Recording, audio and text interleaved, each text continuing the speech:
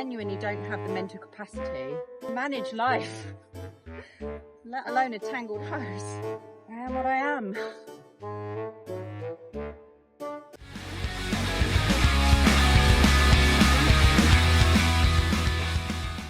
Hi everyone, welcome back to my channel. Can we just talk about how beautiful the weather has been in the UK? I'm really sorry if you've not had the gorgeous weather we've had, but on the south coast of England, it has been an absolute delight.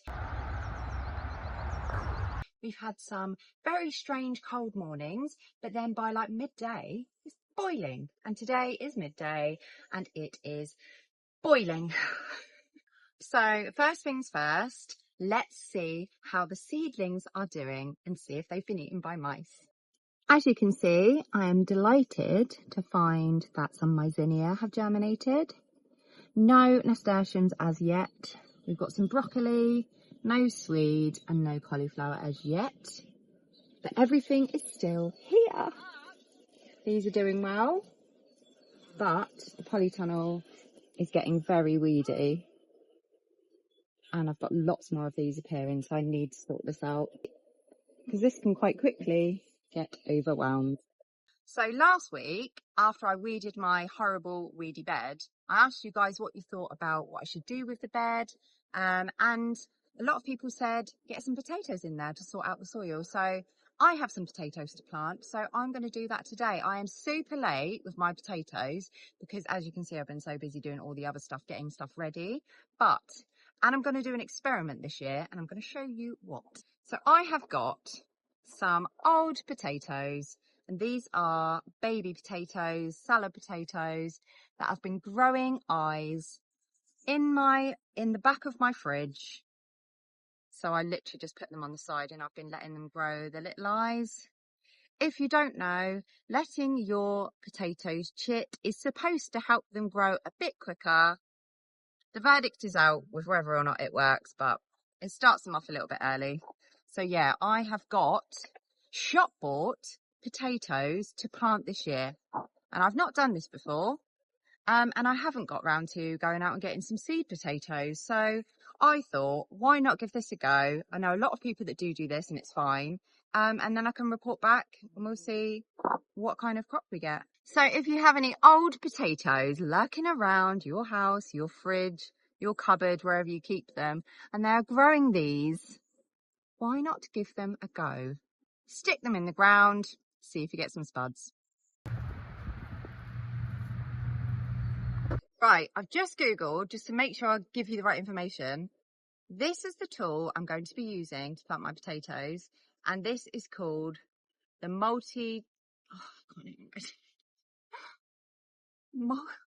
have I forgotten it already? It's literally seconds ago. Multi-change cultivator. It's a Wolfgarten multi-change cultivator. And this is what I'm going to be using to do my potatoes. I've got a handle somewhere, which I will put on to make it easier.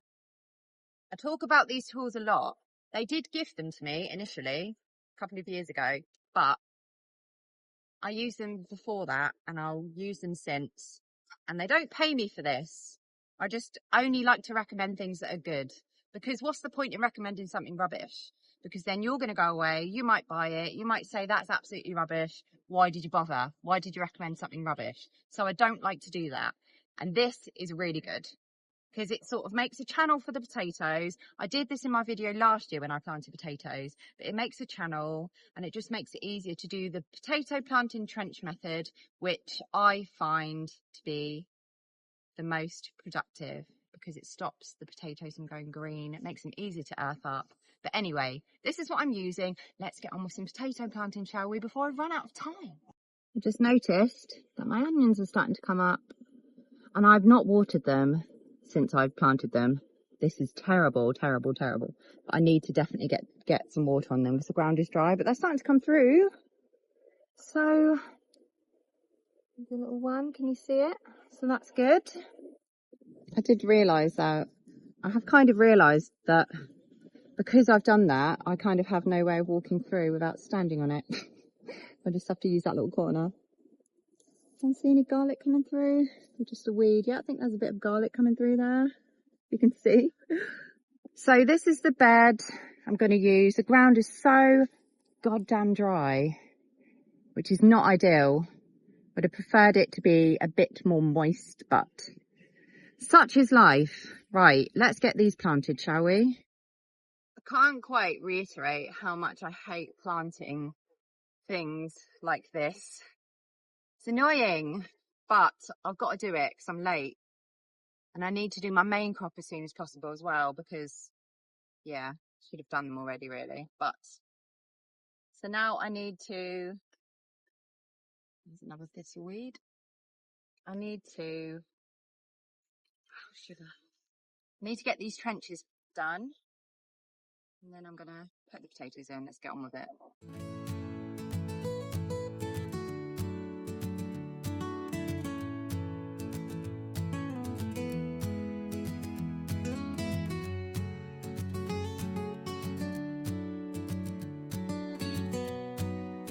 The deeper down I go, actually not completely dry. That's good.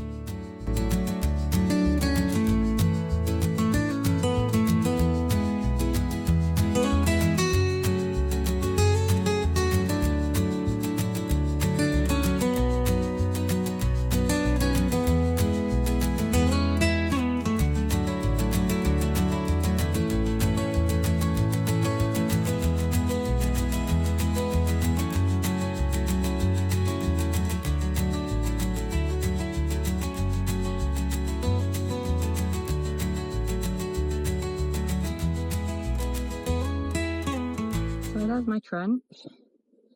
And what I'm going to do is lay the potatoes in it. And then I'm going to create a little mound on top of them, which will hopefully stop the light from getting onto the potatoes, which will stop them from going green. And as they grow, I need to earth them up with some more soil. So that just means putting soil on top of the potatoes around the base and let the foliage grow. But it stops the potatoes from turning green, which means they've got more of the chemical, solid something, I'll put it in here, more of the poisonous chemical, which then will make them inedible. So yeah, a good old trench, a nice deep trench. Couldn't tell you how deep, literally couldn't tell you how deep, but yeah, gonna stick some potatoes in now. This is exactly why I'm not a how-to channel, because I can't remember the information. I can't remember how deep they go, centimetre wise. I sort of just go by eye now, which isn't very helpful, but I just don't know. Also, I can't remember the name of that poisonous chemical. I just know that the sun makes them green and the green potatoes are poisonous. But don't worry, by the time this video goes out, it will be here.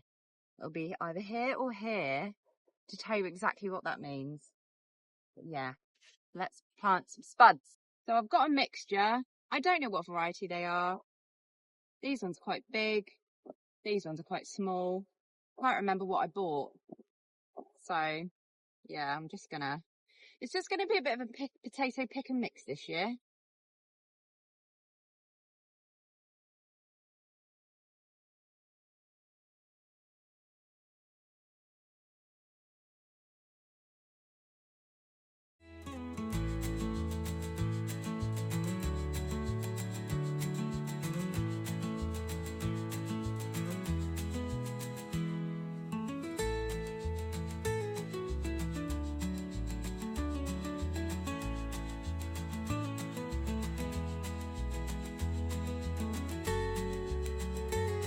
So I've got 16 potatoes in that row, so that's pretty good.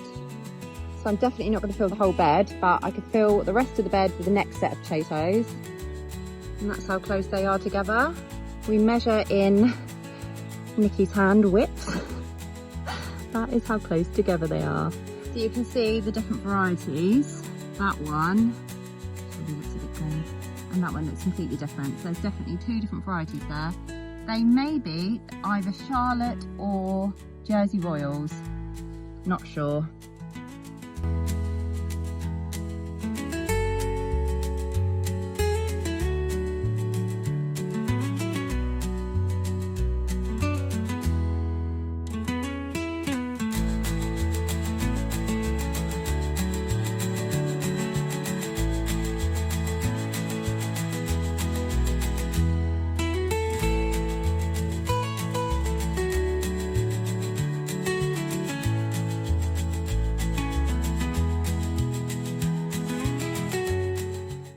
wants to be doing this on a hot day? I bet you guys are all at the beach, having a lovely time.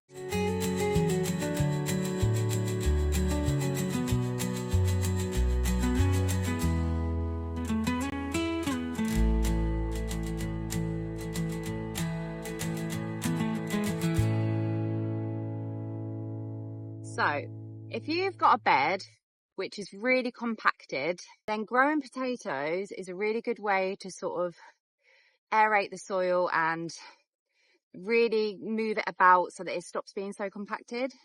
I'm sure there's a better way of explaining that. But growing potatoes helps your ground, helps your soil structure, sort of opening it out, getting more air and oxygen in there. So if you have any beds that are a bit troublesome, get some spuds in there, and I guarantee by the following season, the bed will be much, much better.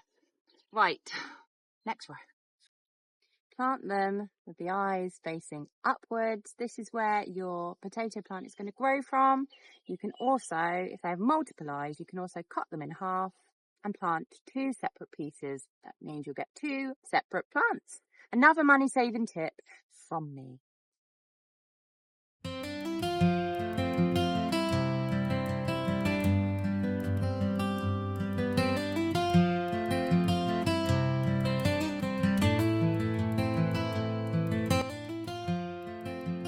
Massive, which makes me think it's not the same variety, but oops, whatever.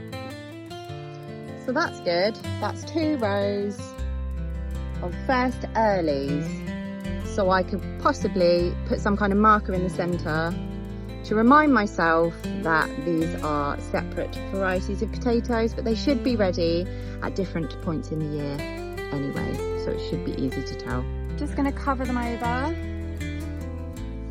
And that is the job done.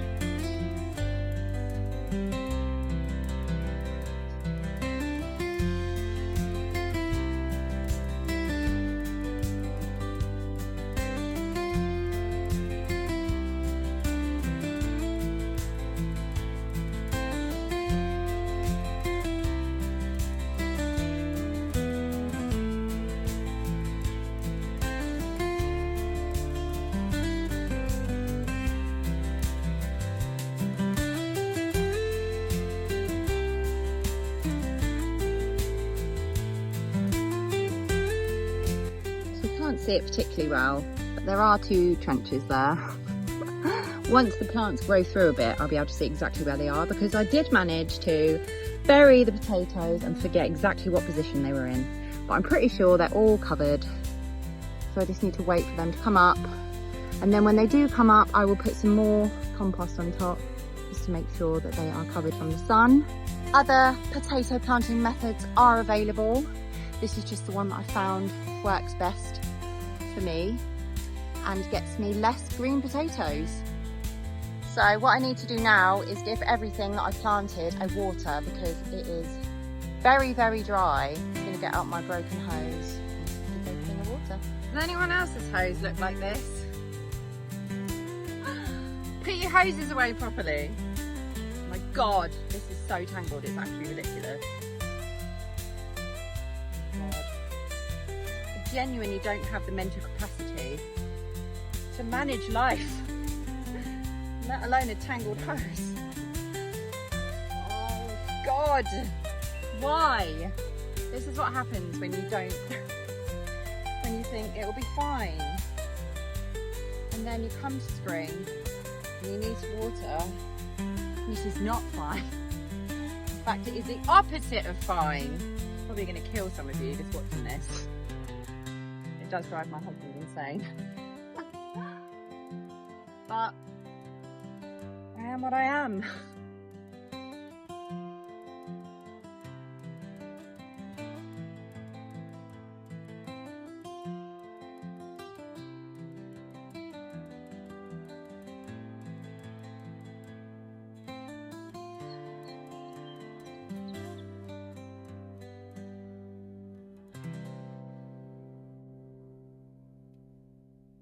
There's like an epic hole in my hose, which makes it quite challenging. I'm actually getting soaked.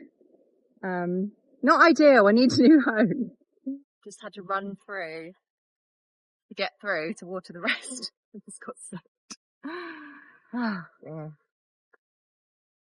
It's so hot though, I don't really mind. I think my camera's got wet too. It's gone a little bit blurry. Lots and lots of space for some flowers, which I'm going to be planting once I've grown them. I've got some serious sowing to do because I'm mega behind. My lovely daffodils have started to come up. I still haven't done this. I'm waiting. I'm actually going to be given some pond plants. So I think I'm going to buy a liner just because then I don't have to fill the hole. I think I'm just going to get a liner and then, yeah, I don't need to worry about the whole situation. And I'm happy to see the raspberries are still alive. I thought they might have been dead, but they are still very much alive and started to flower. Also, I've got one of 3 grapevines, which isn't dead. This one is still going. Actually, I've just noticed there's buds. This one is still going as well. Is this one going? Can we have a third? No freaking way. These are literally alive. I'll be honest. I'm a little bit shocked at that. I was convinced they were dead. I almost pulled them out.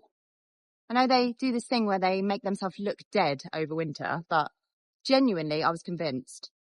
I've had them. God, how many years have I had them? I want to say maybe like 4 or 5 years, and I've never had a single grape. So if anyone has any grape-based advice to give me, then please help, because I would love to have some grapes. I would love it. So next week, I possibly may be bringing my tomatoes up here because they're growing happily at home. I've got some cucumbers on the go as well at home in the cold frame. It might be a little bit too early. We'll just see how the temperatures go. But hopefully I'll be getting some plants into the polytunnel soon because we need some stuff. Is it me or am I would say, is everything a bit late this year? But I think I am just late. I've usually got loads of stuff growing by now. I really need a mammoth sowing session to get myself back on track. So if you're new to my channel, you may not know that I have 2 plots and I've basically just been working on one. But I do have another one, which is my very first plot. And I'm just going to show you my beautiful, absolutely massive rhubarb plant. So I'm going to harvest a little bit to give to some people because it is such a huge plant. I literally can't eat this amount of rhubarb. No one can. It's absolutely gorgeous. So what I'm going to do is just take off a couple of the big stems. Already got some dying back. This is a very early variety, so it's probably been able to be harvested for a while. So let's nab a few bits. Have a little twist. You don't cut rhubarb, you just pull it. I don't know why, you just do. That one comes off really easily. Beware with rhubarb because the leaves are poisonous. So what I do is I just take the leaves off, wash my hands, then bring it home. Also, by harvesting it, it gives it a bit more space to grow and a bit more space to get more sunlight. Got some beautiful, beautiful chunky stalks. Let's get those. Wow. So what can you make with rhubarb? The obvious thing, rhubarb crumble, but you can also do rhubarb jam, rhubarb wine, rhubarb cake. There are so many things that you can do with rhubarb, and it doesn't just have to be crumble, which is quite boring. Thank you so much for watching. Sorry there's only one video this week, if you even noticed. It is the Easter holidays and my time is super limited, but I will be back next week with 1 or 2, who knows what I'll be doing. Hopefully I'll have some stuff to do. Take care, have a good rest of your weekend, and I will see you again next week. Bye.